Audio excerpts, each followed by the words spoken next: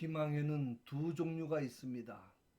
마술적 희망과 영어로는 매직 호프라고 합니다. 정직한 희망, 아니스트 호프 두 종류가 있습니다. 시간이 약이다라는 생각과 함께 내일은 오늘보다 낫겠지라고 생각하는 것이 마술적 희망입니다. 이것이 요즘 흔히 말하는 긍정적 사고를 바탕으로 한 기복신앙의 뿌리가 되는 사상입니다. 나의 의무나 책임은 없이 막연하게나마 긍정적인 생각을 가지면 무조건 잘 될 것이라고 믿는 것입니다. 이러한 마술적 희망은 인간의 본능적 욕구인 성취욕에 근거한 것이기 때문에 좋은 결과는커녕 오히려 갈수록 더 큰 좌절과 절망을 가져올 수밖에 없습니다. 그러나 정직한 희망은 심리적인 막연한 기대감에 의해 쉽게 얻어지는 것이 아니고 꼭 필요한 몇 가지의 과정을 거쳐서 얻어지는 것입니다. 그 과정을 로마서 5장 3절에 말씀합니다. 우리가 환난 중에도 즐거워하나니 이는 환난은 인내를, 인내는 연단을, 연단은 소망을 이루는 줄, 이 소망이 호프입니다. 희망입니다. 소망을 이루는 줄 알미로다. 환난, 인내, 연단의 과정을 통해 정직한 희망, 정직한 소망에 도달할 수가 있다는 말씀입니다.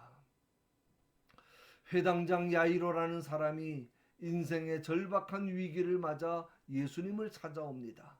그의 삶의 유일한 소망이라고 할 수 있는 12살 먹은 외동딸이 죽어가고 있습니다. 아마도 의사가 고칠 수 있는 병이었다면 예수님께 오지 않았을 것입니다. 약으로도 의사로도 백방으로 애써 보아도 소용이 없습니다. 병명도 모르는 채 아이의 체온은 싸늘하게 식어갑니다. 이때 아버지의 심정이 어떻겠습니까? 하다 안 되니 마지막으로 예수님께 나온 것입니다. 성경 주석가 바클레이는 이 본문을 주석하면서 이 소녀의 죽음이야말로 생명이 넘치는 아침이 되어야 했을 때 밤이 되고 말았다고 했습니다. 한창 피어나야 할 나이에 시들어버리고 말았다는 뜻입니다. 12살이면 이제 어린아이의 티를 벗고 성인 대접을 받아야 할 나이입니다. 다 키웠다 싶었더니 죽게 된 것입니다. 절박한 상황입니다. 이 말씀에서 우리가 잊지 말아야 할 것이 있습니다. 죽음이나 슬픔이나 실패라고 하는 것들은 나 자신의 의사와는 아무런 상관도 없이 갑자기 찾아온다는 사실입니다. 죽음이라는 것이 무엇입니까? 죽음은 필연입니다. 삶과 죽음을 내가 선택하는 것이 아닙니다. 누구나 언젠가는 죽게 됩니다. 하나님께서 부르시면 오늘이라도 가야 합니다. 우리는 이 엄연한 사실을 인정해야 합니다. 인생에 있어서 가장 두렵고 슬프고 심각한 절망은 죽음입니다. 오래 살았건 짧게 살았건 간에 죽음은 그 자체로서 슬픈 사건이고 두려운 사건입니다. 특히 이제 막 인생을 시작하는 12살 소녀의 죽음이라면 부모의 슬픔의 정도를 짐작할 수 있습니다. 거기다가 이 소녀는 외동딸입니다. 그러니까 일반적으로 말하면 죽어서는 안 될 소녀였고 죽기엔 너무 아까운 소녀였습니다.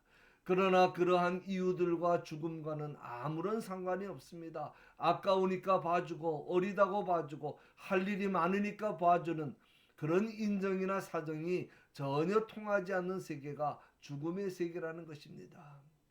딸을 잃은 회당장 야이로를 생각해 보십시오. 회당은 교회가 생기기 전에 교회의 역할을 하며 종교적인 의식과 재판 업무를 거행하던 곳입니다. 야이로는 이러한 회당의 회당장이었습니다. 부귀영화를 다 가지고 누리고 있는 사람입니다.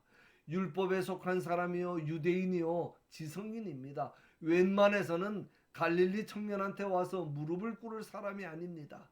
그만큼 콧대가 높은 지위의 사람입니다. 세리나 창녀들과 함께 지내는 예수님에게 흥미를 가질 만한 사람이 아닙니다.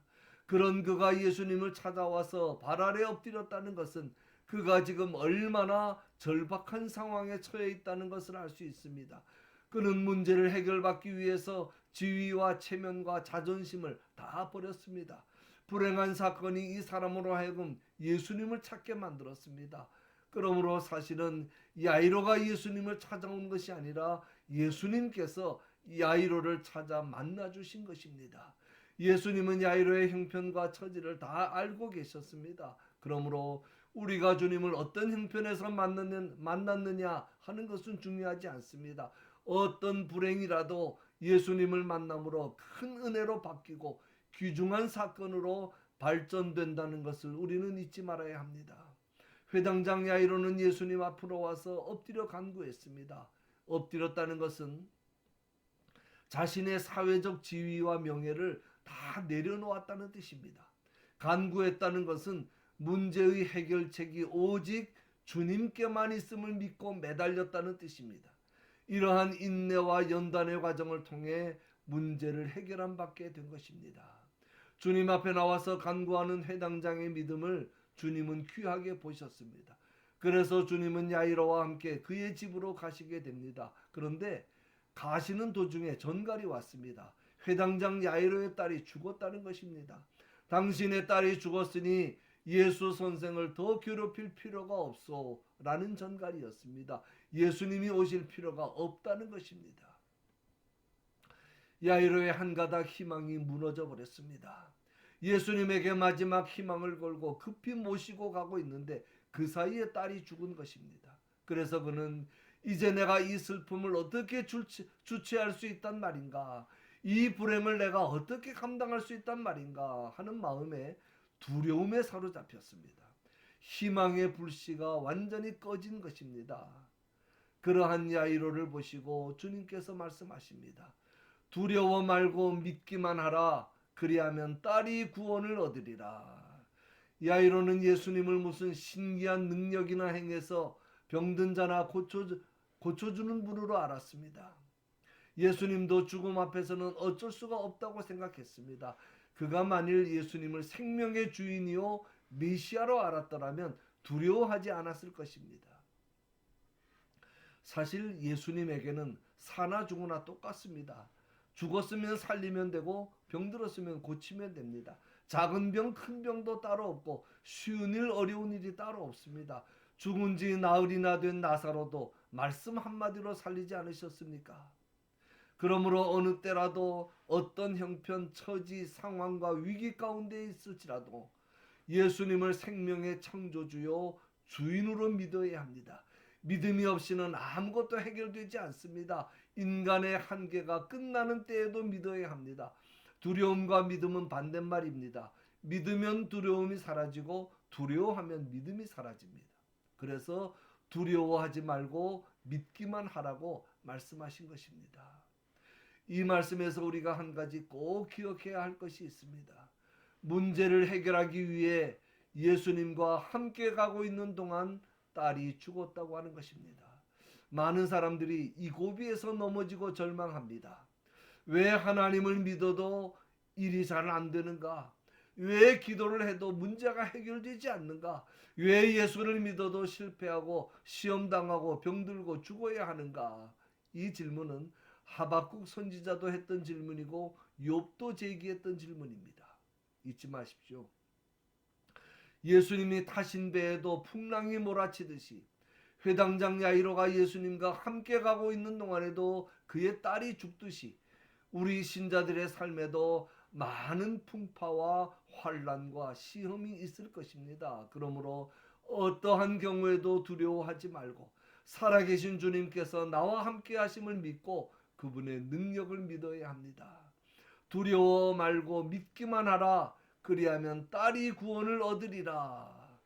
이렇게 말씀하신 예수님을 야이로가 믿었습니다. 그리고 딸이 이미 죽었다는 전가를 받고도 예수님을 모시고 집으로 갑니다. 그 결과 죽었던 딸이 다시 살아난 것은 물론이고 야이로 자신의 믿음도 전지전능하신 생명의 주, 부활의 주님을 믿는 신앙으로 놀랍게 성장하는 은혜를 받게 된 것입니다. 결론입니다. 우리가 간혹 병들고 실패하는 것은 하나님의 능력이 부족해서도 아니고 하나님의 지혜가 부족해서도 아닙니다. 더군다나 나를 향한 하나님의 사랑이 부족해서도 아닙니다. 우리는 흔히 건강하고 성공하고 계획한 대로 모든 일이 잘 되어야만 축복이라고 생각하는데 그렇지 않습니다. 병 걸리게 하고 실패하게 하는 것도 하나님이십니다. 그러므로 무슨 일을 당하든지 그 속에 하나님의 뜻과 계획이 있음을 믿고 감사해야 합니다. 살아가노라면 어려운 현실이 우리를 압박할 때가 많을 것입니다. 고통스러운 환경이 우리의 목을 조를 때도 있을 것입니다. 불확실하고 불투명한 미래가 우리를 초조하게 만들기도 할 것입니다. 그럴수록 주님께서 야이로에게 두려워 말고 믿기만 하라고 하신 말씀과 죽은 야이로의 딸의 손을 붙잡고 아이야 일어나라고 하신 말씀을 기억할 수 있기를 바랍니다. 그리고 생명의 주인이신 주님께 우리의 손도 붙잡아 달라고 기도합시다. 그럴 때 주님의 헤아릴 수 없는 은혜와 축복과 사랑과 소망이 우리의 심령 속에 차고 넘치게 될 줄로 믿습니다.